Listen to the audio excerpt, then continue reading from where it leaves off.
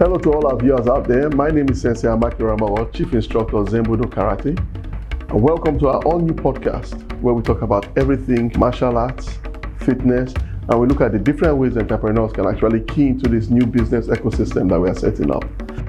So if you're into karate, hit the subscribe button and press that bell so you get all our programs as our new editions come out to you. Hit it right now.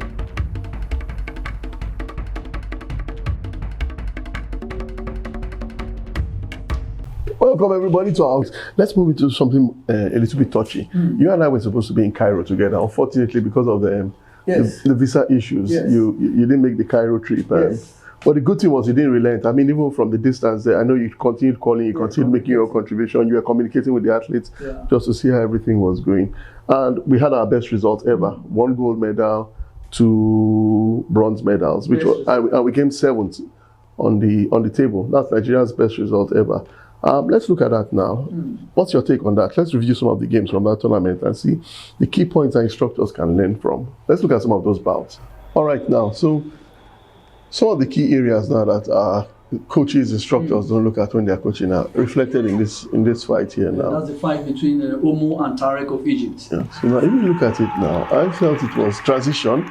That's where he scored the first point. I felt it was transition, but you said it was something to do with his lead leg. Yeah, it was not even transition. What happened was that they were bouncing, and you know, it's when you're fighting with a novice, for example, on the street or so, you discover that if you stand without moving, you can still reach them. They don't know much about distancing, though they don't want to get too close that your punch can reach them, but they don't know what distancing and reach can be.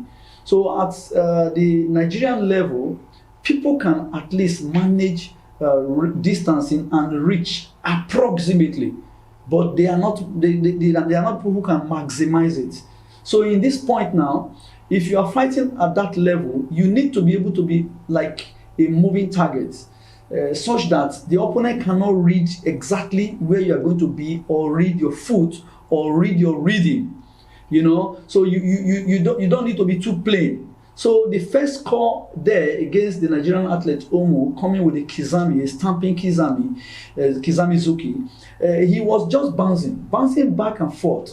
So, you know, the moment your leg touches the ground and you want to retreat back, as you are touching, a good athlete that is well trained to optimize that will make a strike upon that, and then the score will come on you. There is almost nothing you can do because you need to be contacting the floor. Some very good fighters, they make sure that their feet is always on the surface of the floor. Some bounce too high off the floor. So the moment you go to the air, you can't change direction. You know, it's like a boat on the water. It cannot move except by the wave. It cannot move by its own accord. So the moment you are off, you can't change direction. But if your feet travels on the surface of the ground and you are not on the same spot, it's hard for the opponent to read. When you also step in, you need to be mindful of distance. You know, good fighters, like a radar, radio detection and ranging, whereby the system is able to check this distance is far from me. Great athletes, they knew exactly where you can be that somebody can strike. And if you are bouncing, don't stay too delayed in that point. So you must be completely mobile. In that one, in this first strike, as Omo tried to place his feet, his front feet on the floor, he had done it and bounced back and forth. The guy saw him. Let's look at that again. Yeah, look at it again. Okay, watch it now. Watch him bouncing.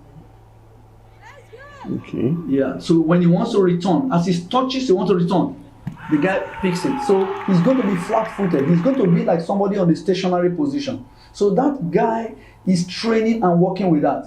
What's his name again? Tarek? Tarek Mahmoud from Egypt. What's he ranked in Africa?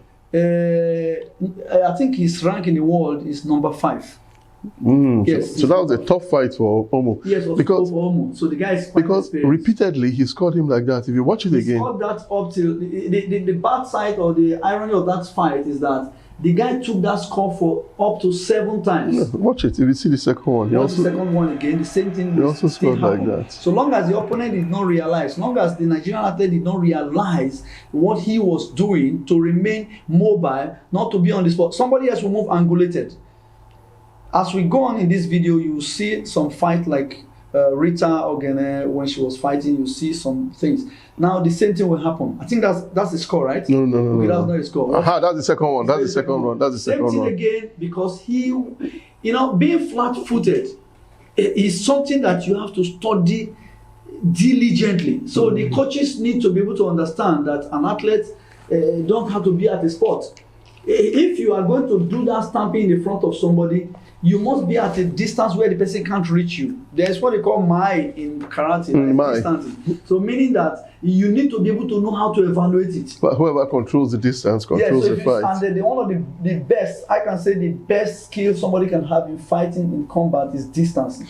Because if you are distance in appropriate proportion, the person cannot strike you. So let me ask now, how can Nigerian coaches teach their athletes this? Because apparently if you don't know this, you can't go beyond the continental level. Yeah, one of the basic problems now is that the rule of the game in competition is hitting and not getting hit. So meaning that you want to score and not getting scored.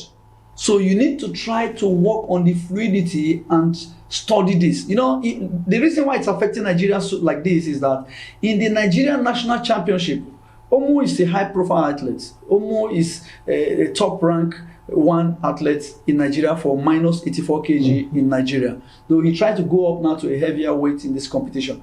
But he's a top athlete. So he beats everybody regularly.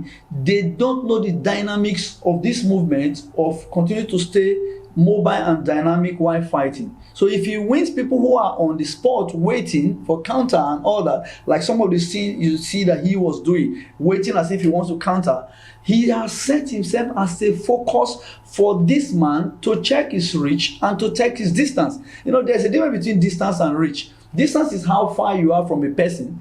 Then reach is where your strike can get to. Your ability to reach the person. To get to the person, and how to do with your arm's length and how your spring effect from where you are taking off. So if you are doing it in the country and it's working for you, when you go to the international, it's not going to work for you. Yeah, and I think it's actually a West African or a sub-Saharan African problem, because he fought the same way for his bronze fight, but he defeated the Senegalese. It was the same mistake. The only problem was that with the Senegalese, he couldn't take advantage of it. Yeah, the Senegalese is not as proficient as exactly. He couldn't take advantage of it. And again, you have to train for the best. If he goes to fight maybe somebody like Abdelaziz, for example, or some other good athletes like that, he's not going to easily get away with it. Or fight somebody like Sangade of Iran, he's not going to get it. Or fight somebody like Gogita or somebody like Hone. These guys will do even almost worse than what Tarek is doing now. Okay, quick one. Our strata-based senior tournament is coming up next month. Yeah. How can we ensure our athletes step up their game in that tournament? It's going to be pretty hard to change immediately. I've said something before in the Nigerian Karate Coaches Association forum, WhatsApp forum. I said there is need for the role of mentorship for Nigerian coaches. It's not to mean that Nigerian coaches are not great, because as far as West Africa is concerned, they are trying. But there's still a need for mentorship. And this mentorship will enable them to be able to listen when the Karate Federation of Nigeria brings in a technical course. Like in Iran, like in Turkey, they do what they call camp. Now, we're supposed to have such an open camp, like a training section where people will compete and not getting medals to exhibit and try what has been taught. So there need to be a lot of technical teaching in the federation that has to be introduced into the program so that we can be able to talk about things like this. Talking about the federation, there are gaps in the federation. In Cairo, I also observed that the federation only pays attention to techniques. I mean, they didn't care about the nutrition. Yeah. There wasn't much emphasis on the nutrition. There wasn't much emphasis on the number of coaches needed. Just one coach who also doubled as the technical director. Yeah. The state of mind, the mental state of the athletes wasn't even bothered. In fact, I actually had to introduce a meditation course there and there on the ground. Yeah, because I realized that their mindset was scattered. So I had to introduce a meditation course. Yeah. So we actually went through that phase of meditation the second day before we actually entered our other fights. And I think it had a good impact. But the federation should know that it goes beyond just sending the athletes, because it's almost like the impression the federation is under is like, by sending my athletes out there, I'm doing them a favor. Yeah. But they should know that if you want your athletes to win, you have to focus on diet, you have to focus on nutrition, you have to know meditation and things like that. I think that life is in stages. Before now, I don't know how they've run the previous karate federation, but this time around, some of us have been playing a lot of active role. You see that it is the stakeholders that chooses the people that should rule them. And not until the Karate Federation of Nigeria, for example, the board and all that, is able to know and agree on the impact of these respective areas, we will not be able to change that. Oh yeah, they have to. Because I can tell you that this thing you call nutrition, it's not part of this context. They're also struggling to see that they're able to make the future happen. Many years ago, we never had this kind of opportunity. Nigeria don't go to UFAK continental. Mostly they always go to the zone at worst. But in recent time, in the past 5 years, we've been attending events. We were in Turkey, we were in, I personally was in Botswana, Bamako, Rabat. I was in Kigali, I was in Dubai, and other countries like that. Apart from some few referees that are going, but if the referees are going, and that's not a technical team for the federation, you're not able to bring anything back.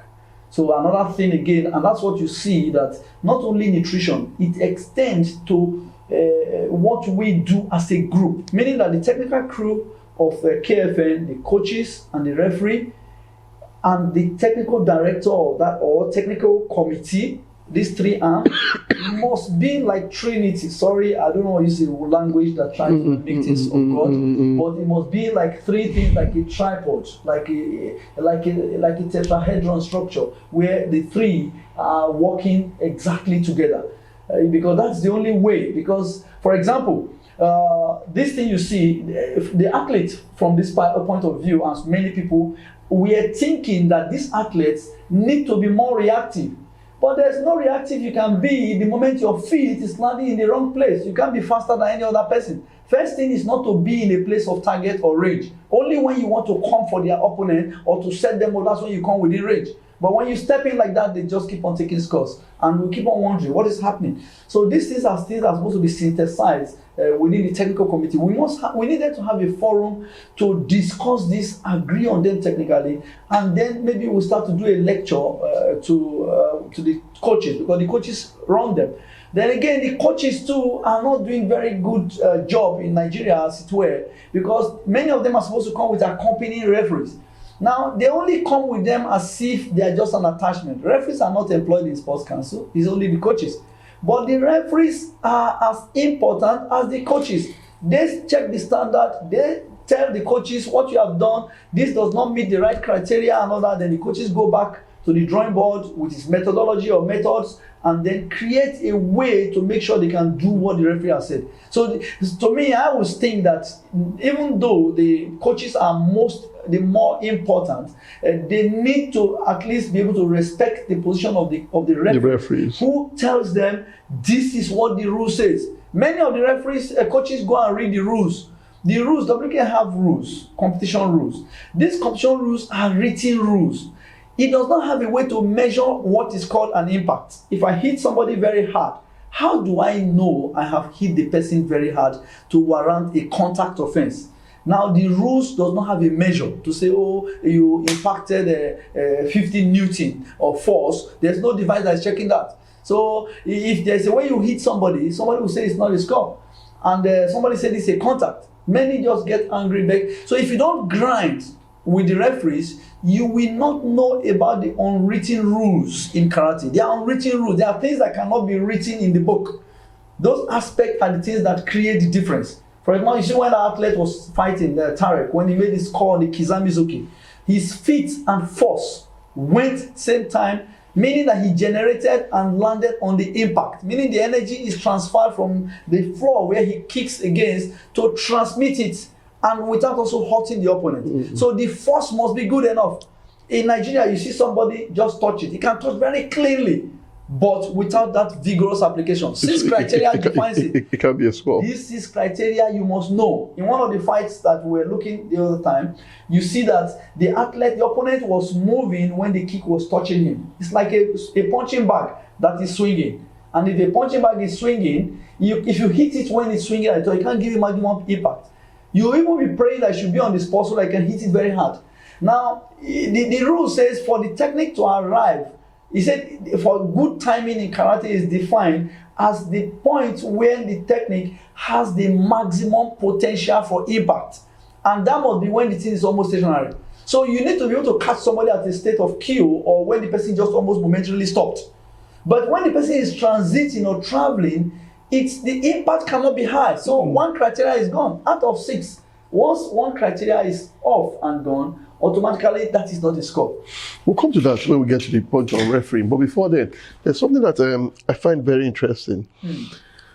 Every time we're talking about competitions in Nigeria, when we're going outside, our focus is always on committee. Why don't we focus so much energy on kata?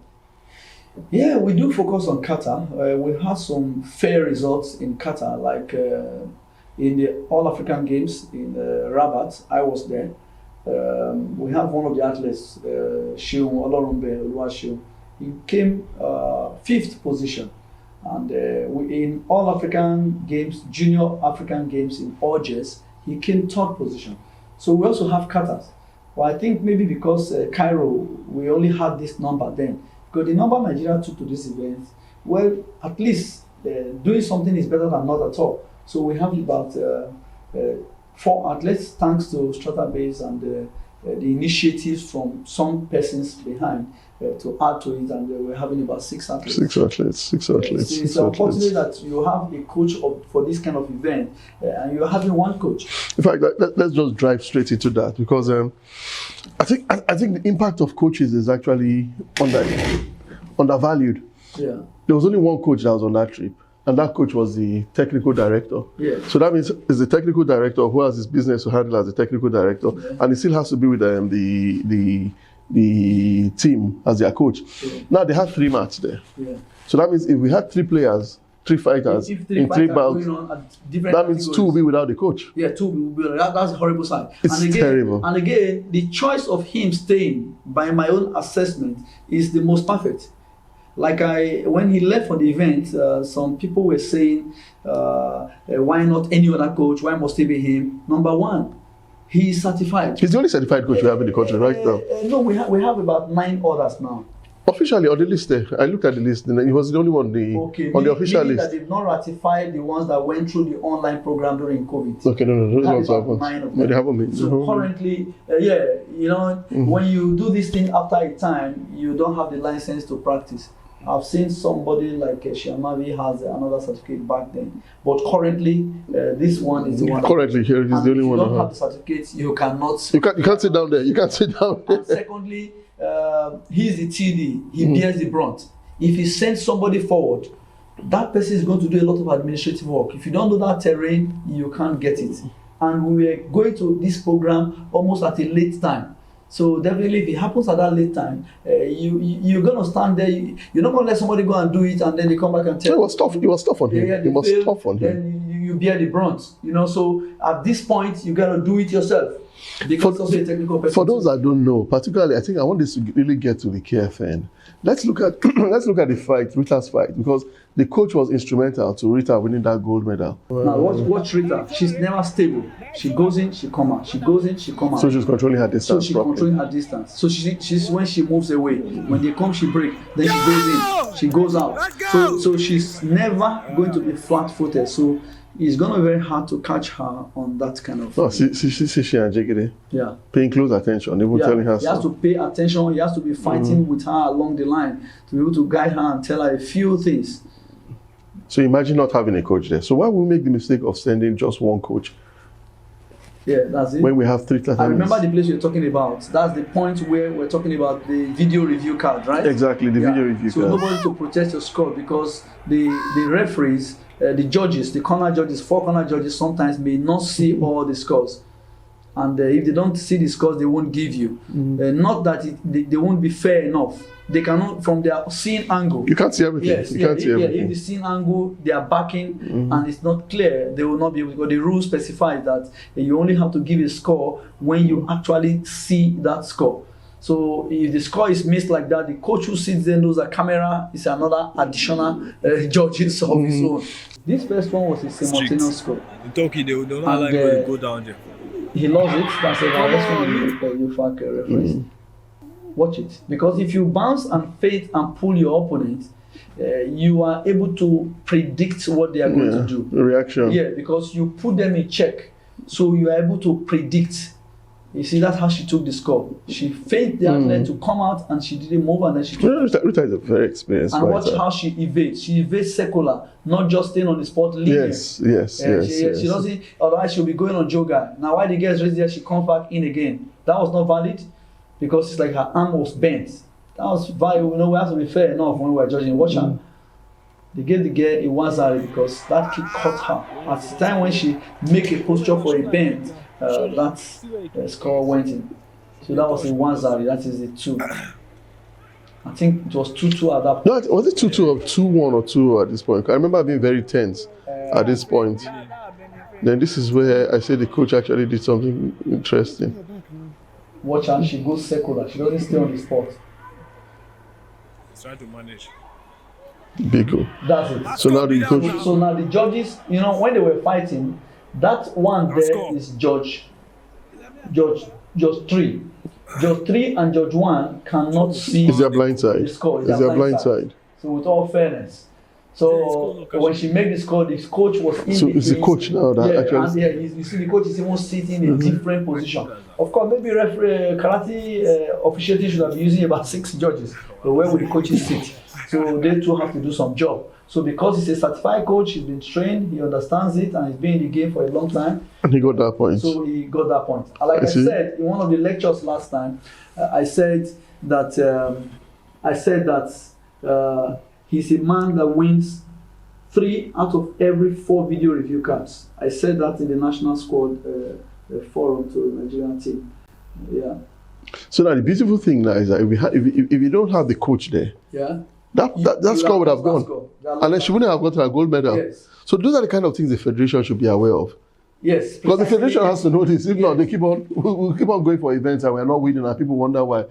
When you don't go with them. Yeah, I think the federation can only work also within the limits of what they've got, maybe finance and all that. No, but you can source for more funding if you realize you need more funding. Yes. So if they think all they have to do is just send 2 or 3 athletes, they only source funding for 2 or 3 athletes. Yes. But by the time you realize you need coaches. I think the problem is not even the sourcing. I think they are not starting the sourcing on time. Like we're on the calendar now, have some events that are coming in April or so in some other countries like Spain or so and all that.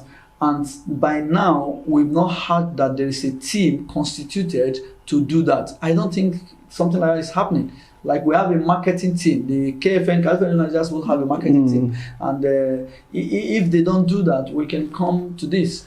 Talking about coaches now, the strata-based tournament is coming up now. Yeah. Are we going to have a coaching course? No, that event is a top-notch. It's a national event and it's sanctioned by KFN Federation of Nigeria. And any event sanctioned by KFN Federation of Nigeria as a national event must, based on the organizing rules, must have a coaching course. Referee and coaching course. Okay, so how much is the coaching course going to cost? Let's just say it now. So I think the referee cost used to be about 20,000 naira only. What about the coaching course? The same thing. They pay the same amount. Okay, because we need more coaches. We need more coaches. You see the irony of it, like we're talking about the importance of referees. The referees run the course for the coaches. They run the course for the referees and also run the course for the coaches. Because it's the same rules they are going to use. The only difference is that maybe the pass mark for coaches might be a little bit relaxed because they don't need to be as tough as grinded. They have to face their own game too because there's a lot involved in technical of training an athlete to get them to that point. Hello to all our viewers out there. My name is Sensei Amaki Ramawa, Chief Instructor Zen Budo Karate, and welcome to our all-new podcast where we talk about everything martial arts, fitness, and we look at the different ways entrepreneurs can actually key into this new business ecosystem that we are setting up. So if you're into karate, hit the subscribe button and press that bell so you get all our programs as our new editions come out to you. Hit it right now.